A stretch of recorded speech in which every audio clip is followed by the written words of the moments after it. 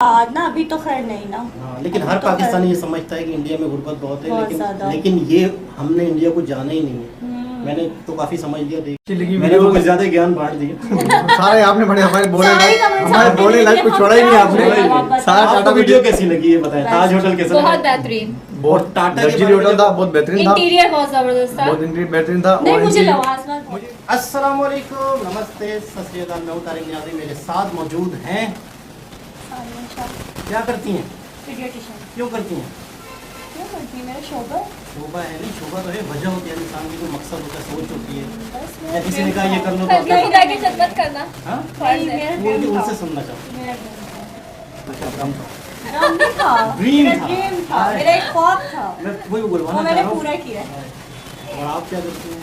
I am artist, TV artist. आप stage बनाती हैं? हाँ वो भी बनाती हूँ, मल्टी मजाक टैलेंटेड। कर रहा था लेकिन सच नहीं में। सीरियसली, ये मतलब भाई I have lots of talents. आप जो वो स्केच देखते हैं। इनके बनाए सीन देखता हूँ। खिलाने दे। अस्सलाम वालेकुम, नमस्कार, सत श्री अकाल। मैं हूँ संतोष कुमार और मैं हूँ टीवी आर्टिस्ट। अभी यूट्यूबर बन गए हम लोग। वो एक अलग बात है कि काम नहीं किया आज तक। हाँ शादी तौर बन पर गए ना, मैंने कहा। तो चलते हैं वीडियो की तरफ, फिर करते हैं गपशप। तो दोस्तों वीडियो की तरफ चलते हैं। वीडियो का टाइटल है मुंबई ताज होटल। तो स्टार्ट करते हैं वीडियो। कौन स्टार्ट करेगा? दोस्तों, भारत में जब कभी किसी 5 स्टार होटल का जिक्र होता है तो उसमें ताज होटल का नाम जरूर शुमार होता है। भारतीय या विदेशी टूरिस्ट मुंबई में आने वाले हर इंसान का सबसे बड़ा सेंटर ऑफ अट्रैक्शन होटल ताज ही होता है। बात इसके इंटीरियर की हो या लग्जरी की, ये होटल हमेशा से लोगों को अपनी ओर आकर्षित करता आया है। अपने शुरुआती दौर से लेकर 2008 के मुंबई हमले तक होटल ताज ने न जाने क्या क्या सहा, लेकिन आज भी उसी खूबसूरती के साथ ये होटल बना हुआ है। आज की इस वीडियो में हम आपको होटल ताज के बारे में सब कुछ बताने वाले हैं, तो बने रहिए हमारे साथ इस वीडियो के अंत तक। सबसे पहले इसके बनने की कहानी जानते हैं। तो दोस्तों आपको बता दें कि ताज होटल के बनने के पीछे एक इंटरेस्टिंग कहानी छुपी हुई है। माना जाता है कि father of cinema Lumière brothers ने अपनी पहली फिल्म का प्रदर्शन मुंबई में किया था। वे ऑस्ट्रेलिया जा रहे थे, लेकिन बीच रास्ते में उन्होंने मुंबई में फिल्म प्रदर्शन की बात सोची, जिसके लिए उन्होंने 7 जुलाई 1896 को मुंबई के आलीशान वॉटसन होटल में अपनी 6 अलग अलग फिल्मों के प्रीमियर किए। लेकिन इसको देखने के लिए सिर्फ ब्रिटिश लोग आए थे, क्योंकि उस होटल के बाहर एक तख्ती लगी रहती थी जिस पर लिखा होता था, भारतीय और कुत्ते होटल में नहीं आ सकते हैं। लेकिन उस समय टाटा ग्रुप के जमशेदजी टाटा भी ल्यूमियर भाइयों की फिल्में देखना चाहते थे, पर उन्हें वॉटसन होटल में एंट्री नहीं मिली। रंग भेद की इस पॉलिसी के खिलाफ उन्होंने आवाज उठाई और फैसला किया कि वो एक इससे भी शानदार होटल बनवाएंगे जहां भारतीय शान से आ जा सकें। और उन्होंने 2 साल बाद वॉटसन होटल को धूमिल कर देने वाले एक शानदार ताज होटल की नींव रखी। इसके बाद जमशेदजी टाटा ने मुंबई के गेटवे ऑफ इंडिया के सामने ताज होटल के निर्माण का काम शुरू करवाया। इस होटल को बनाने का काम अंग्रेज इंजीनियर W.H. एम्बस को दिया गया। लेकिन यहीं पर यह भी कहा जाता है कि होटल ताजमहल पैलेस की शुरुआत भारतीय आर्किटेक्ट सीताराम खांडेराव वैद्य और D.N. मिर्जा ने की थी। इन्हीं के डिजाइन पर होटल का कंस्ट्रक्शन हुआ। हालांकि सीताराम की मौत के बाद अंग्रेज आर्किटेक्ट W.H. एम्बस ने इसे पूरा करवाया। इस तरह ताज होटल बनकर तैयार हुआ, जिसमें 560 लग्जरी कमरे बनवाए गए।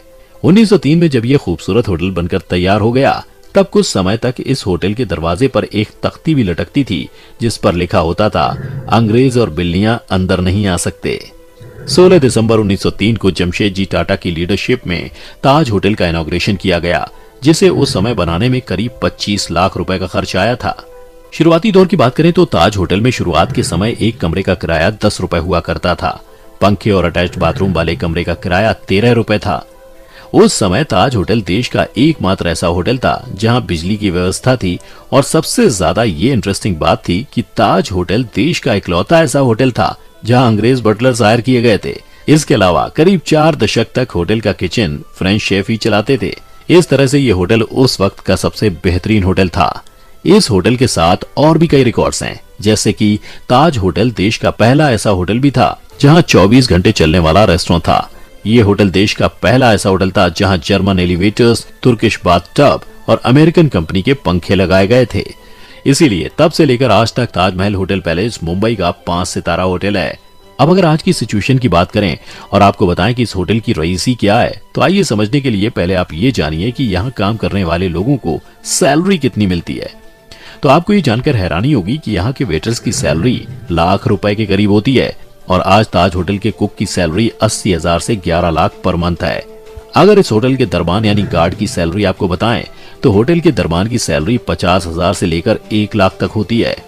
चलिए दोस्तों, अब आपको बताते हैं मुंबई के ताज होटल का खाना कैसा है और कितना महंगा है। तो आपको बता दें कि भारत के सबसे महंगे ताज होटल पैलेस में शामियाना, सी लाउंज, मसाला क्राफ्ट, ला पेटिसेरी, स्टारबक्स और हार्बर बार जैसे कई खूबसूरत रेस्टोरेंट हैं और ताज के इन सभी रेस्टोरेंट में शामियाना रेस्टोरेंट सबसे ज्यादा लोकप्रिय रेस्टोरेंट माना जाता है। आप यहाँ कई किस्म के डिलीशियस फूड का मजा ले सकते हैं। साथ ही साथ इस रेस्टोरेंट में थाली की कीमत लगभग 2,000 रुपए रखी गई है, जिसमें वेजिटेरियन और नॉन वेजिटेरियन फूड दोनों ही शामिल हैं। इसके अलावा शामियाना रेस्टोरेंट में एक प्लेट आलू पराठा की कीमत लगभग 600 रुपए है और ऐसी ही कीमत कई डिशेस की है। बात करें सी लाउंज की तो ये शामियाना रेस्टोरेंट से थोड़ा महंगा है। यहाँ 2 लोगों की खाने का खर्च 6,000 से 8,000 तक आता है। दोस्तों बता दें कि ताज होटल में एक चाय की कीमत लगभग 500 रुपए तक है। चलिए अब आपको बताते हैं ताज होटल में रुकने के लिए एक दिन का आपको कितना पैसा देना पड़ेगा। तो दोस्तों ताज होटल में नॉर्मल कमरे के लिए 9,000 से 15,000 तक की कीमत एक रात के लिए देनी पड़ेगी और वहीं स्वीट्स के लिए 1 लाख से 2 लाख तक एक दिन का किराया देना पड़ता है। आपको ये जानकर हैरानी होगी कि होटल में टाटा स्वीट सबसे महंगा और लग्जरियस है, जिसका एक दिन का किराया 10 लाख रुपए तक है। आइए अब आपको बताते हैं होटल ताज के बारे में कुछ इंटरेस्टिंग बातें। तो दोस्तों ताज देश का पहला ऐसा होटल था जहां आतंकी हमले के बाद बराक ओबामा इस होटल में रुकने वाले पहले विदेशी राष्ट्रपति थे। इसके अलावा फर्स्ट वर्ल्ड वॉर के दौरान होटल को 600 बेड वाले हॉस्पिटल में बदला गया था। इसके अलावा सब कुछ भूल कर देखें तो ताज भारत और मुंबई की खूबसूरती का एक बड़ा चेहरा है। इसीलिए इस ताज के बाद टाटा ने ताज होटल की चेन ही खोल दी, जिसके बाद भारत के हर पर्यटन वाली जगहों पर टाटा ने एक ताज होटल खोला, जिसमें अब तक का सबसे खूबसूरत होटल उदयपुर में मौजूद है। ये होटल उदयपुर की एक शानदार झील के बीचों बीच बना हुआ है, इसीलिए इसे ताज लेक पैलेस भी कहते हैं, जहां राजस्थान घूमने आने वाले अमीर टूरिस्ट अपना अड्डा जमाते हैं। तो दोस्तों क्या आप भी कभी आने वाले समय में ऐसे ही किसी ताज होटल की रईसी का लुत्फ उठाना चाहेंगे? आप हमें कमेंट करके अपनी राय बता सकते हैं।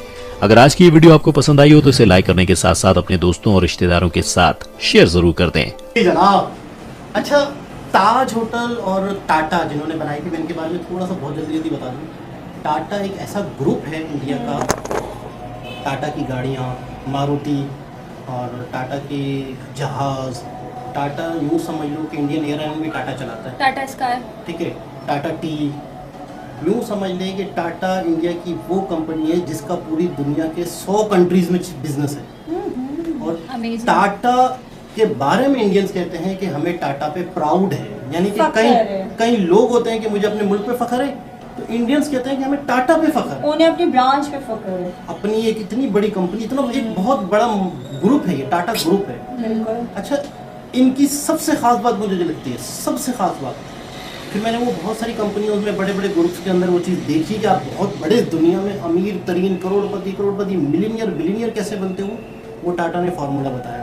सबसे पहले तो ईमानदारी और ये सारी चीज़ें, जी जी, ऑनेस्टी। इनका इनकम का कितना % डोनेशन जाता है, ओह जबरदस्त। कितना जाता होगा? मिसाल के तौर पे मैं 100 रुपये कमाता हूँ, या मिसाल के तौर पे मैं 1000 रुपये कमाता हूँ।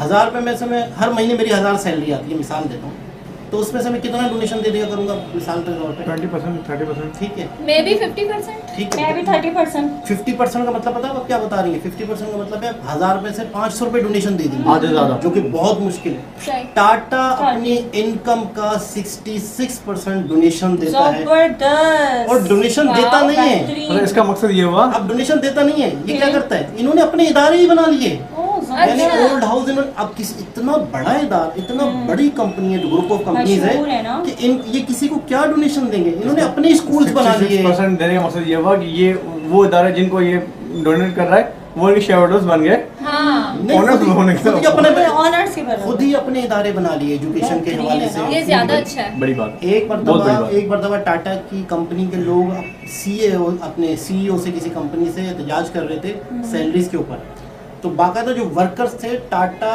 अब अच्छा इनकी भी नस्ल दर नस्ल चलती हुई 18वीं सदी से ये लोग ग्रुप हैं, लेकिन अब जो है रतन टाटा इस वक्त मौजूद है, तो वो बाकायदा अपने वर्कर के साथ जमीन पे बैठ के एहतजाज कर रहे हैं बेहतरीन।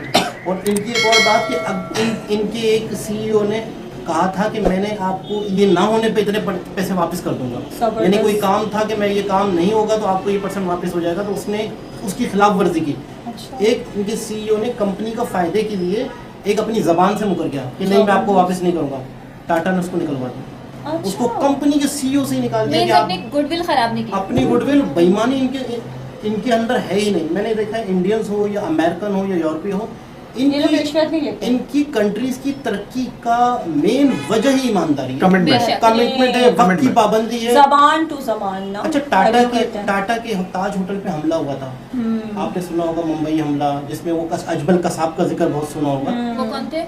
अजमल कसाब ने मतलब वो 4-5 लोग कहीं से समंदर के रास्ते टेररिस्ट थे। टेररिस्ट थे। अच्छा। तो टाटा ये बाकायदा इन्होंने जाके फायरिंग कर दी थी पूरे My मुंबई में, God। जगह जगह मुंबई की 4-5 जगहों पे फायरिंग कर दी थी। अच्छा। तो टाटा इस पे भी, ताज होटल पे भी फायरिंग हुई थी। My God। तो उस वक्त ताज होटल में जो मुलाजमीन थे उन्होंने अपने लोगों की जानें बचाई, जो लोग आए हुए थे होटल में। तो टाटा से एक इंटरव्यू में पूछा गया कि यार मुझे गंदी लग रही है। आपके लोगों ने कैसे लोगों की जानें बचाई।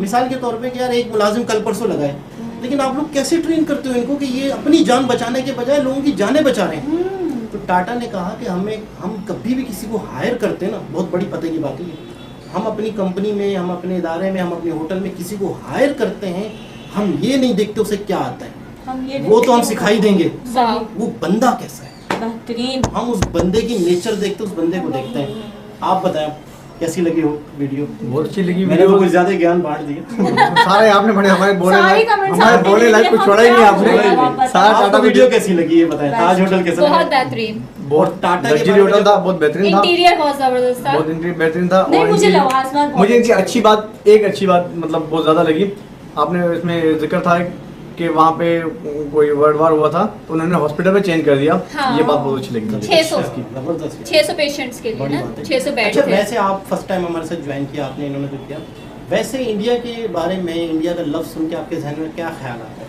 मतलब ऑनेस्टी। और मतलब वैसे जैसे हमने स्कूलों में पढ़ा या जो से मतलब वहाँ पे ना बेरोजगारी बहुत है, बहुत गरीबी हमसे ज़्यादा, ज़्यादा। बहुत ज़्यादा।